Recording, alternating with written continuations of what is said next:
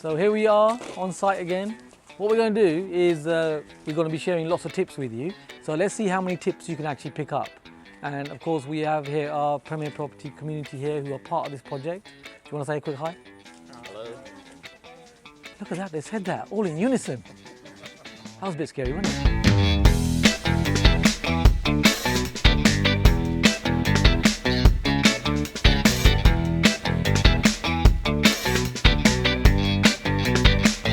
Okay, so here we've got 5 flats. So we've got 2 flats on this floor here.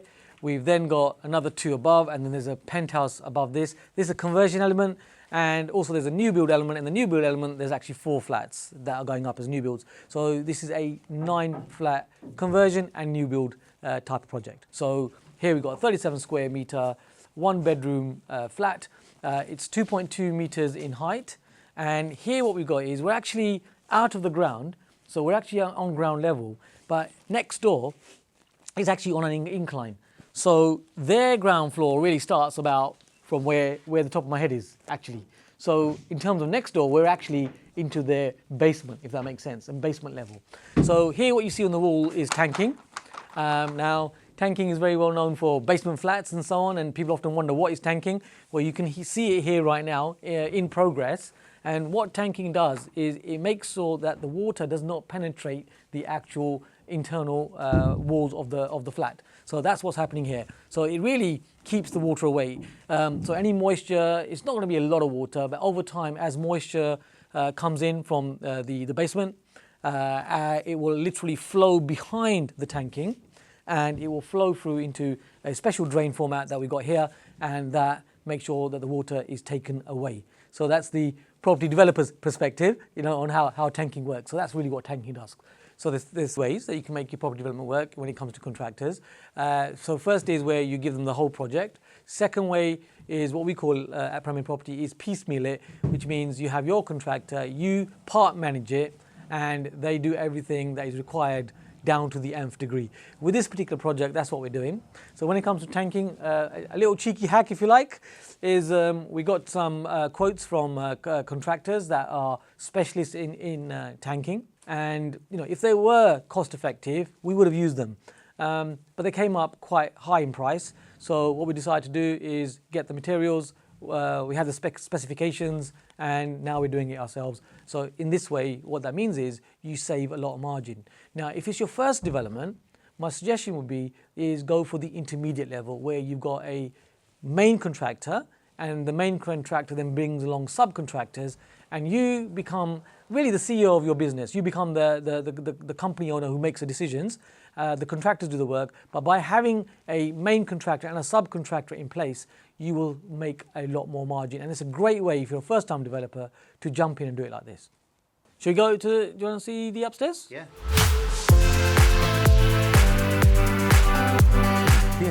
So here we are on the first floor, and team, what do you reckon? Looking a bit different since you saw it last? Yes. Yeah, there's a lot of work that's gone on here. So let's drill down and let's share some tips on how this has been working. So here what we can see is the conversion, and the conversion ends at this door. Last thing you want to do at the moment is go over that door, because if you have a little look at that, you will notice that it is a deep drop there. So you can see the new build that the underpinning has been done. So there's 33 pins. When you're doing underpinning, each pin is one section. So it's 1 meter section at a time, and it's literally like a mouse, a human being like a mouse scrambling through, going deep down into one meter. These guys are real professionals in how they do it. It's shocking how they do that, making sure that the rubble doesn't fall in, all that kind of stuff. And when we do the pins, think of them like teeth, right? So you have one tooth, you have a missing tooth, you have another tooth, and so on. So they miss one, do one, miss one, do one, and so on. And then they come back and fill in the gaps. So that's how the underpinning works. So why are we doing this? Because it's a new build. There's going to be a whole new structure going on top of that. And what this does is it makes sure that the groundwork, which is where we're on right now, makes the property safe, and there's enough structural integrity for the structure to take the weight. That's what the underpinning is doing. It's stabilizing the whole property, the whole development. Now, the groundwork is what takes most of the time.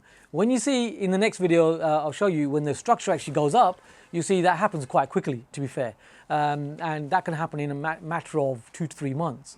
But it's all the groundwork, the foundations that take the time to do this correctly. And that's what underpinning is doing. It's stabilizing the buildings around the structure that we're going to build. So very important that when you're doing development, so if you're like us, you tend to keep the units under 10. 9 is the number as a max to be at, because when you get to 10, then you then need to actually give away some of the units to registered providers. So housing associations, those type of scenarios, that will be a part of the remit for your planning. So what we like to do is we like to keep them at 9. Now, another little nice hack is, let's say you want to build more than 9, well, what can you do? Well, what you can do is you could decide to get the land, you can decide to title split the land, and you could decide to do more than one development, which happens to be 9 units at a time. So there's a nice little workaround there. I say nice little workaround. This will make you a fortune, by the way, if you do it like this. And it's like this, isn't it? I mean, information does amazing things in this field. So that's a nice little hack. Like I say, this one here is making a profit of around £650,000. So many people think scale is doing the biggest thing. In my view, that sometimes can be a bit of a problem and a challenge, and you can actually lose what you made up. So my view of scale is doing what you're doing really well. Yes, accelerating it. However, not extending it to the fact that you end up losing everything that you got. So why not piecemeal it? Why not make a cookie cutter model, do it really well, go a little bit larger, yes, extend yourself. However, don't overextend yourself where you're relying upon that one deal making it or breaking it. So in terms of works done, now we've got 2 phases here. We've got a conversion phase and we've also got the new build phase. Now, we could very easily actually finish the whole of this conversion phase. However, we couldn't get it signed off because there is a stairwell that goes in the middle of the new build and the conversion phase. So we got to wait for the new build to be done as well at the same time. So the mistake that many developers will do is they'd push along, finish everything off, and really suck a lot of capital expenditure into a project where they can't complete it. They've got to deal with the other phase. So what we're doing here is we're doing minor works as we go along. However, it's really when the structure of the main building goes up that we will really push ahead and get all of this completed. Because otherwise you'll end up with a half-finished project and you spend a lot of money on it. So here we are in the penthouse, the top floor.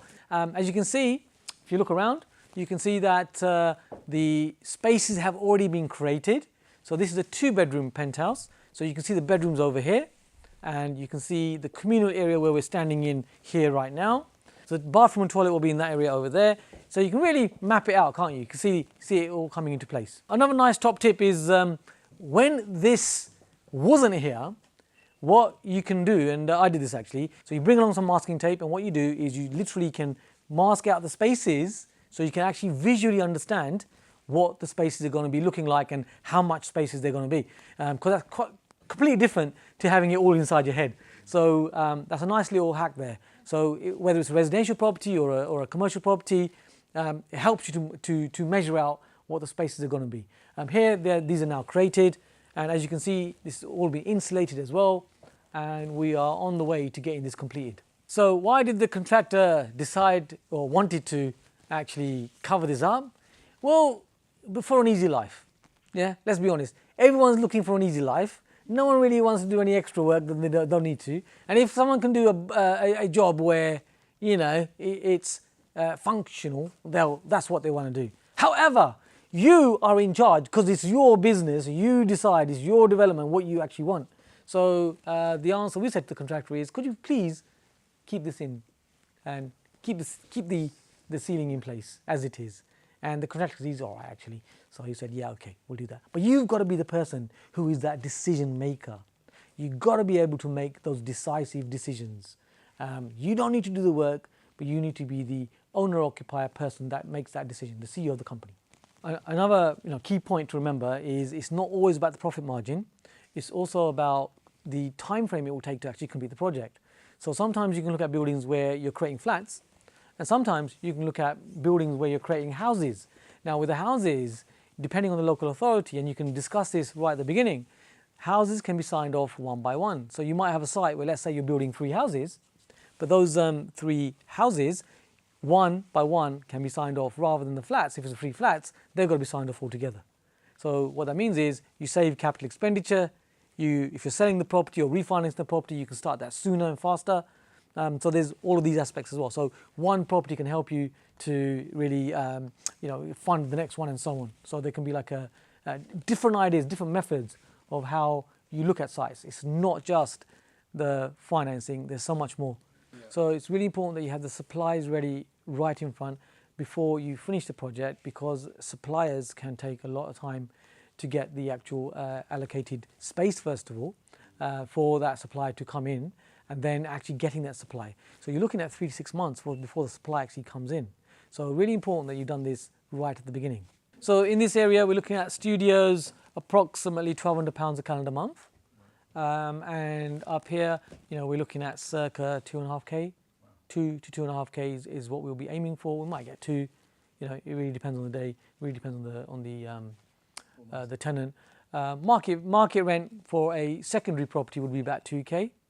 But we might push it a little bit as it's going to be a new build, or it's a new, beautiful sort of conversion. It's not your standard Victorian house. Something a bit different. So we'll see on the day, but that's the numbers that we factored in. So size of the units in the new build are going to be 37 square meters. They're 1-bedroom flats. They have to be 37 square meters because they're a new build. Actually, it's 39 square meters, but the hack there is if you've got a shower room rather than the bathroom, it becomes 37 square meters, which is within guidelines, so that's fine. Top tip about architects. So when you're dealing with architects, there'll be architects that are very design heavy and they'll make beautiful designs. However, in my experience, you want architects who are very practical and are able not just to design, they are actually able to assess how the building is going to be built itself. You want the architect to be thinking in the developer's mindset, just like you, to make sure that they're also thinking about reducing costs, increasing space. So that practicality needs to come in. So when you're looking for architects, make sure that they're not just design orientated, they're actually on jobs, doing projects where it's more practical led rather than just design led. That is a very important point. Trust me, this will save you definitely tens of thousands, and for some of you, it will save you hundreds of thousands, some of you millions. So real life stuff, real life project, this is how it works, and the results are very good. At the end of it, you can really set yourself up for this so-called financial freedom, from one project. Yes, you put a little bit of gentle effort in the beginning. The profit from something like this means that you can do that because you can bankroll the rest of your property development career, which is pretty cool if that's what you want to do. Or maybe you just want to do one project, that's fine.